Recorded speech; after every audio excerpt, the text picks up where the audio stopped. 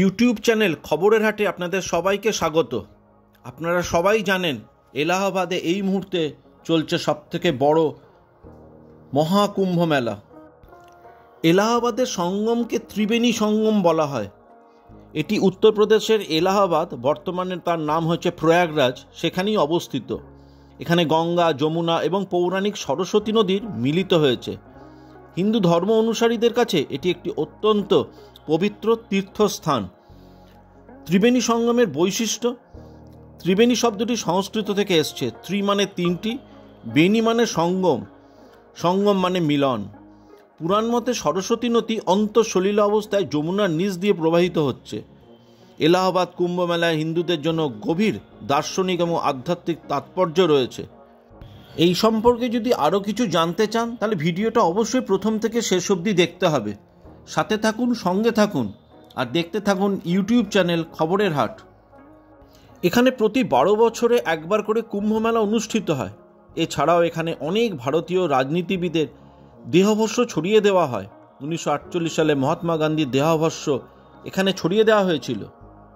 সংক্ষেপে আপনাদেরকে যদি এলাহাবাদের একটু ইতিহাসটা বলি তাহলে সময়টা হচ্ছে 16 শতকে মোগল সম্রাট আকবর গঙ্গা, যমুনা ও সরস্বতী নদীর সঙ্গমস্থলের কাছে গড়েছিলেন একটি দুর্গ। এরপর ওই দুর্গ ও সন্নিহিত এলাকার নাম দেওয়া হয় ইলাহাবাদ।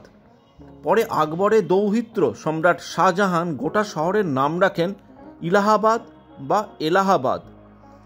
আবদ আল কাদির বাদায়ুনি ইলাহাবাদ, যা পরে এলাহাবাদ নামে পরিচিত, প্রতিষ্ঠায় আকবরের ভূমিকা উল্লেখ করেছেন। নিজামুদ্দিন আহমদ তাবাকাতি আকবরীতে ইলাহাবাদের ভিত্তির জন্য দুটি ভিন্ন তারিখ দিয়েছেন। তিনি বলেন যে আকবর গঙ্গা ও যমুনার সঙ্গমস্থলে শহরের ভিত্তি স্থাপন করেছিলেন এবং নামকরণ করা হয়েছিল ইলাহাবাস। মুঘল শাসকদের পরবর্তী প্রজন্ম এটিকে ইলাহাবাদ বলা শুরু করে এবং অবশেষে ইংরেজরা উচ্চারণের সহজতার জন্য এটিকে বলতে শুরু করেছিলেন এলাহাবাদ। সম্প্রতি এটির নাম করা হয়েছে প্রয়াগরাজ। এই সেই প্রয়াগরাজ যেখানে অনুষ্ঠিত হচ্ছে মহাকুম্ভ মেলা, যেখানে প্রায়ই শোনা যাচ্ছে শাহী স্নান। এই শাহী স্নানের তাৎপর্য কি? মহাকুম্ভ মেলা হিন্দু ইতিহাসে গভীরভাবে প্রথিত এবং বিশ্বের বৃহত্তম জনসমাবেশ হিসেবে বিবেচিত হয়। জমকালো অনুষ্ঠানের কেন্দ্রবিন্দু হল ভক্তরা পবিত্র স্নান। কিছু শুভ তারিখের পাশাপাশি শাহী স্নান একটি রাজকীয় আচার, যা পবিত্র জলে আনুষ্ঠানিকভাবে ডুব দেওয়ার জন্য সাধু ও আধ্যাত্মিক নেতারা সবাই একত্রিত হন। তীর্থযাত্রীরা সাধুদের পরে স্নান করাকে একটি সৌভাগ্য বলে মনে করেন, কারণ তাদের উপস্থিতি সঙ্গমের আধ্যাত্মিক শক্তি বাড়ায় বলেই সবাই বিশ্বাস করেন। বিশ্বাস এটাই যে পবিত্র জলে উৎসবের নিমজ্জন পাপকে পরিষ্কার করে এবং ব্যক্তিকে জন্ম ও মৃত্যুর অসীম চক্র থেকে মুক্ত করে। এই স্নানের কিছু নিয়ম আছে যা মেনে চলা উচিত। মহাকুম্ভের মতো নাগা সাধুরা সঙ্গমে প্রথম রাজকীয় স্নান করেন, এরপরে গৃহস্থরা স্নান করেন। স্নানের সময় 5 বার ডুব দেওয়া উচিত এবং কোনো রকম সাবান বা শ্যাম্পু ব্যবহার করা উচিত নয়। এই মহাকুম্ভে মোট 6টি স্নান হয়। 3টি রাজকীয় স্নান এবং 3টি প্রধান স্নান রয়েছে। যদিও সমগ্র কুম্ভের জন্য প্রতিদিন স্নান করা পুণ্য পাওয়ারই সমান, তবে শাহী স্নানের দিনটির একটি বিশেষ তাৎপর্য রয়েছে। সেই দিনগুলি কখন সেটাই জেনে নেওয়া যাক। প্রথম দিনটি হচ্ছে জানুয়ারির 13 তারিখ 2025, পৌষ পূর্ণিমা। এই দিনটি মহাকুম্ভ মেলার একটি আনুষ্ঠানিক উদ্বোধন হিসাবে কাজ করে।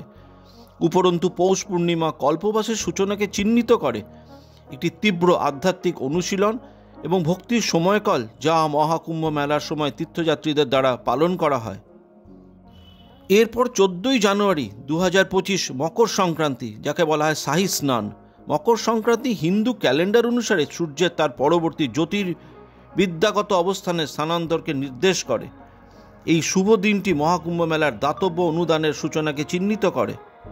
এর পরের দিনটি হচ্ছে 29শে জানুয়ারি 2025 মৌনী অমাবস্যা। এটিও একটি শাহী স্নান।